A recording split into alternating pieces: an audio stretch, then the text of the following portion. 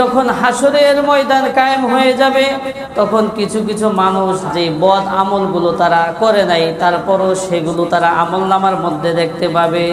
কিছু কিছু মানুষ আশ্চর্যজনিত হয়ে যাবে, হায় হায়, এই জিনার গুনাহ তো আমি করি নাই, তাহলে এই জিনার গুনাহ কোথা থেকে আসলো? কিছু মানুষ আশ্চর্যজনিত হয়ে যাবে, হায় হায়, আমি তো সুদ খাই নাই, তাহলে সুদের গুনাহ কই থেকে আসলো? কিছু মানুষ দেখবে যে হত্যার গুনাহ, হায় হায়, আমি তো হত্যা করি নাই, তাহলে হত্যার গুনাহ কিভাবে আসলো? কিভাবে আসলো? শত অন্যায় কাজ যেগুলো আমি করি নাই, ওইগুলো কিভাবে এর মধ্যে আসলো? সামনে নির্বাচন আসতেছে, আপনি আমি ভোট দিয়ে একজন ফাউল লোককে নির্বাচিত করি।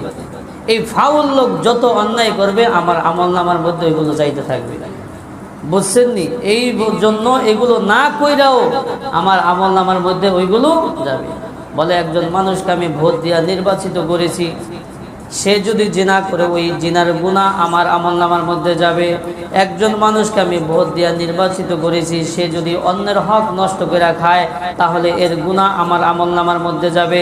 একজন মানুষকে আমি ভোট দিয়ে নির্বাচিত করেছি, সে যদি কোনো মানুষকে অন্যায়ভাবে হত্যা করে, তাহলে এই হত্যার গুনাহ আমার আমলনামার মধ্যে যাবে।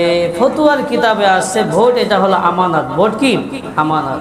সুতরাং এর খেয়ানত করলে অবশ্যই পাকড়াও হতে হবে। আমি আমার ভোট দিব যাচাই বাছাই করে। কি করে?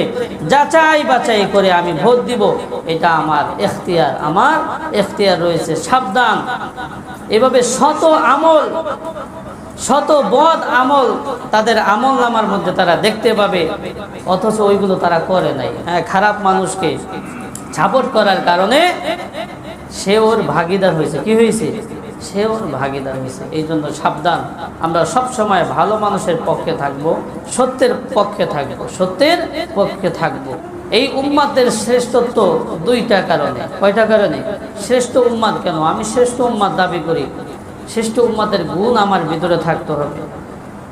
কুনতুম খায়রা উম্মাতিন উখরিজাত লিন-নাস তা'মুরুনা বিল মা'রুফ ওয়া তানহাউনা 'আনিল মুনকার ওয়া তু'মিনুনা বিল্লাহ।